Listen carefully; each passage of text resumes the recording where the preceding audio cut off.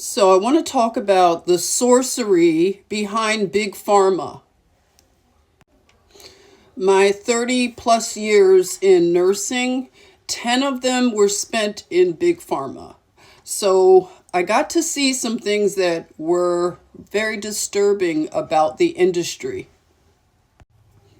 Now, I have repented from any part that I've played when I worked in Big Pharma. I didn't know you all, but I repent. Now, I've worked on an ad hoc committee at the time when I was working in one of the companies, and they were doing the whole direct to consumer. This is before you saw all the ads for Ozempic and Biktarvy and all these other weird names. That wasn't happening. So to the young people, there was a world before you had all this crazy, it sounds like a fever dream and looks like craziness, like Willy Wonka style, vibrant colors and music and people riding bikes on the beach. And then they list the side effects, the consequences of these medications. And your original problem actually doesn't sound so bad, right? You don't want tuberculosis in your bones or sudden unaliving. I have to say that because they take my videos down. I get censored. I'm used to it, but whatever. Okay, I'm going to try to avoid the words. I'm trying. But the direct-to-consumer thing that's some nasty business because it turns the consumer, because they're going right into the home with their marketing, glossy marketing, slick sorcery. And they're telling the person, like, you know better than your physician. Tell him or her what you want. Tell them to put you on Biktarvy. And yeah, and so the person is now telling the doctor to do it. And it's not right. And, I'm looking at just how it's progressed. I didn't know it would turn into this. It's so bizarre now.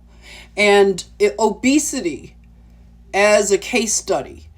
In America, we are the laughingstock of the world because of the obesity in America. You look at pictures from the 70s and you don't see this. Now it's like it's dystopian at this point. But what is alarming right now that is growing out of Big Pharma and Big Food connected, FDA, all of this stuff, all of this corruption and, just Jedi mind tricks. This new messaging around obesity is that it's a brain disease and it's not your fault. And you might as well throw away willpower. Like, why try willpower? Can you imagine? Unreal. And the poster girl is none other than Oprah Winfrey. And she is entangled now in Big Food and Big Pharma. Who would have thought, right? Oh, I used to love Oprah. I told you all. I used to defend her. And I've watched her character arc turn into, a supervillain now. And I'm really shocked that I witnessed such a transformation. And her soul, she looks soulless. When I see a clip of her, it is unrecognizable. Not just her physical, but just if you can just sense and discern the spirit, the soul left the building.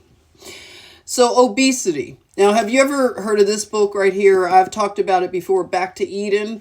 This book is such a good reference, and it means a lot to me because my grandfather used to carry it around like a Bible. And I said, let me go back to the roots before Rockefeller really got into our medical system. Yeah, I'm putting on my tinfoil hat. But let's see what Back to Eden says about obesity. It says obesity, the causes to a great extent is, let me go back. Obesity can be overcome to a great extent by proper living and eating. And that is just common sense, which is not common anymore. And it just says You can make it worse with habits, wrong habits. That's excessive eating, eating beyond your calorie needs. And that's a form of gluttony, of course, and it leads into everything else that we see that's broken with the soul of America. You know, a lot of hoarding. I think it's all connected spiritually. And just wanting to have, just greedy. We're not supposed to say greedy, right? So just that is something that will take a person's soul and destroy it if it's not dealt with properly. Now, I believe that the Most High Yah is the only way to successfully overcome obesity and gluttony, greediness, hoarding. These are spiritual things. And now they're being exposed. So this whole thing with the Ozempic and Oprah and how she has entangled herself into this whole weight loss thing. It's a hustle. It's a scam.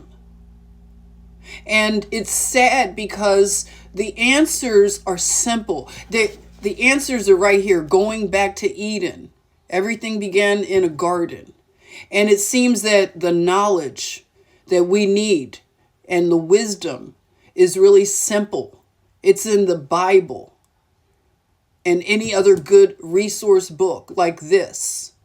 And just turning away and resisting what this world is telling us, because it leads to further damage. It leads to unaliving in some cases, because these things have consequences, and that's what they don't tell the whole truth about. And that's an illegal activity spiritually, because you're bypassing someone's will. You know, they tell you to just throw your willpower away. Think about that as a message. It is your will that they are trying to go into the back door. Not the front door, but the back door.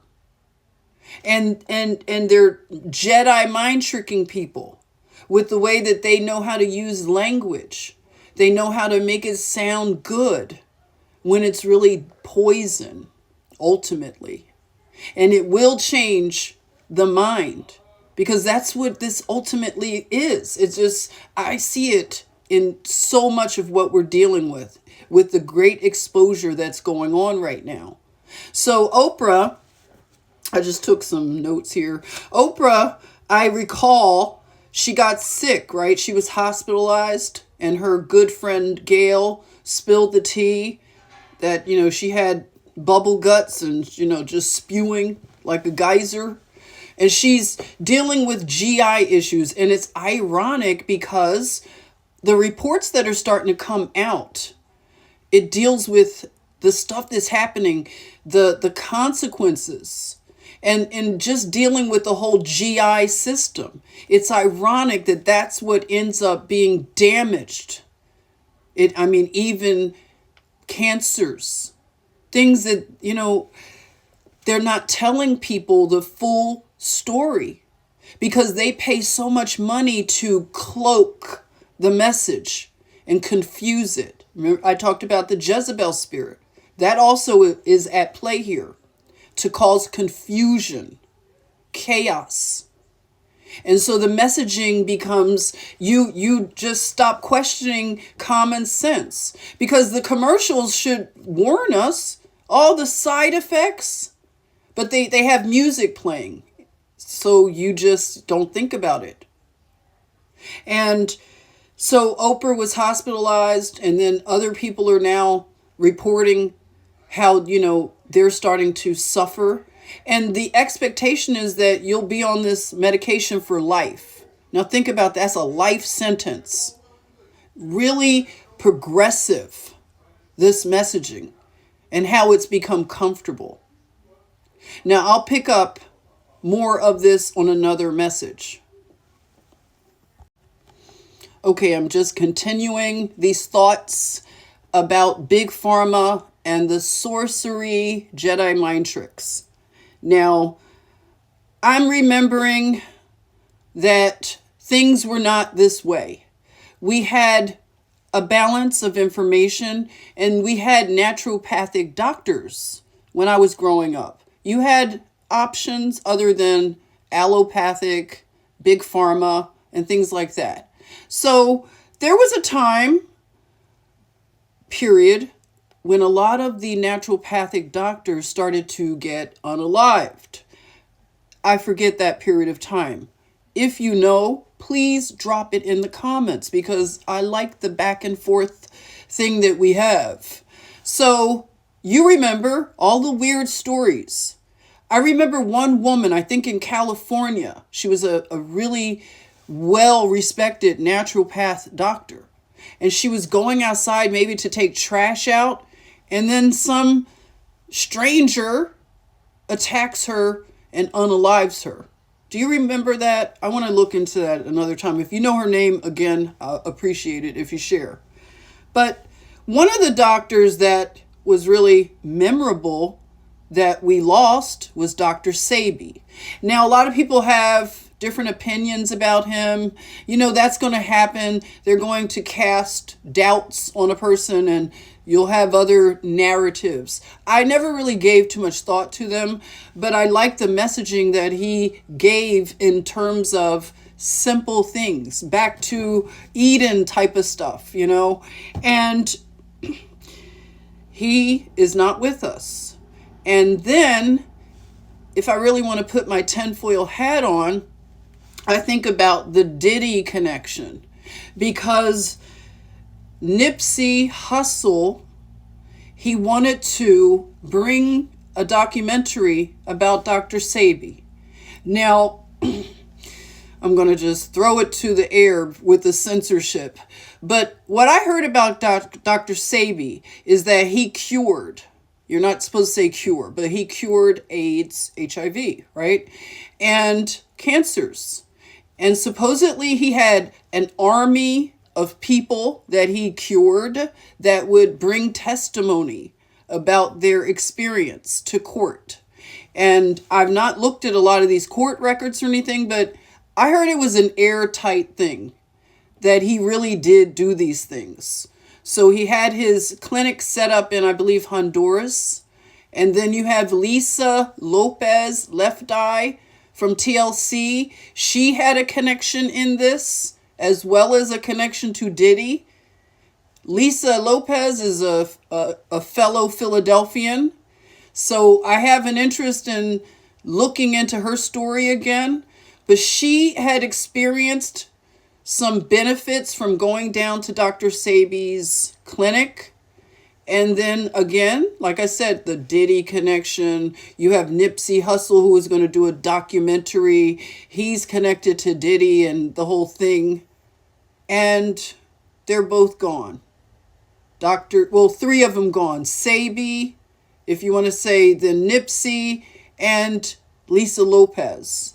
And roads lead to Diddy. And then ultimately, in my tinfoil hattery, it connects to Oprah, because Oprah is connected to Diddy. And so this whole thing with sorcery and pharmakia, a big part of Diddy's operation was pharmacy, street pharmacy, some kind of pink stuff, the C word, but pink, Tucci or something. And then, of course, the baby oil that they're saying had the special K in it, the ketamines. And that's also another way to bypass the will of people in order to do sinister things, to destroy lives ultimately, and bring about the ultimate destruction.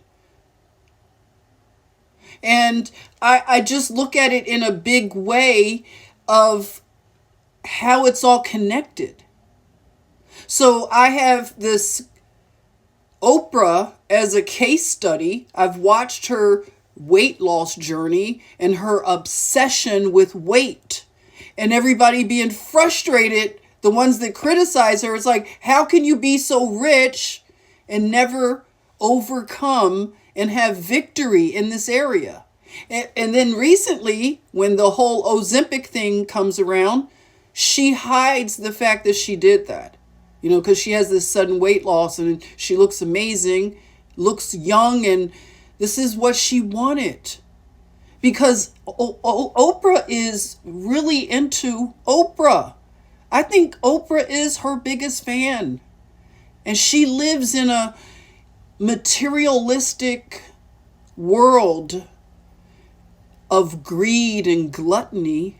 She herself admitted that she would eat beyond control. Even Joan Rivers told her to lose weight. Do you remember Joan Rivers? Like, wow, Joan Rivers, she connects in here a lot as well. If you know, you know. But Joan Rivers was that kind of chick. I like those kind of chicks that they'll just tell you, you need to lose weight. You know, just straight up. Jillian, what's her name? Jillian Andrew Michaels. Remember she said that about Lizzo? And she caught the wrath of this woke society. They just, piled on. It's amazing she even has a voice today. But what she was saying wasn't wrong. She was saying that she was concerned with how obesity was beginning to take on this thing where you were the victim. And it was even celebrated. You know, body, whatever they called it. What was it called? The body, whatever movement. Body positivity. There's another example with the words. The way they use words. This is all part of the spell, the witchcraft, the sorcery. So she was one, and like I said, Joan Rivers just telling Oprah that time, like, you need to lose weight, you know? You're now in this profession, you're becoming successful. She came from that old school that you use willpower to overcome your gluttony and greed. I believe, you know, the Most High Yah, again, is the only way to do it successfully. And I recall, I used to knit with these little women in LA. I call them the Knitterali. Shout out to you, but they're real liberal. I don't think they like me anymore. But a lot of them were like little old Jewish ladies, you know, in LA, outside of LA, Thousand Oaks, hanging out with those chicks. And one of them, no, I was actually in Laguna down in Orange County, because we would knit with all the women all throughout. It was a little underground community. But one of them, because I was crocheting this gown that I made, it was really important. It was my first big project. It took me 4 months, and it was very expensive. I used really bougie yarn and all this. I know I'm getting off onto a tangent, but it's leading back, okay? But anyway, I'm crocheting this amazing gown, and I was getting some hate, you know, because you know how women are, they're catty, and they were looking at me like, she thinks she's a big deal doing this big project. And one of them, they had donuts, because, you know, we'd be sitting around doing our projects, chatting, munching on snacks, and I was about to grab a donut, and this older Jewish lady, she said, I wouldn't do that if I were you. You do want to get into that gown you're making, right? And I was like, oh, I love that kind of stuff. I don't know about you. I just laughed. I loved it. I'm used to that. I'm just used to being around women like her. And I was like, you're right, girl. I'm not going to eat the donut because I do want to wear the dress. I spent 4 months on it. So anyway, this is more to unpack, but it's leading to so much understanding of what we are up against with this woke mind virus that has happened. And it's all due to all of these things at play, and I'm putting them together. And I want to hear what you have to say, because I have even more to say. I would have to do 3 videos. I don't know. Should I?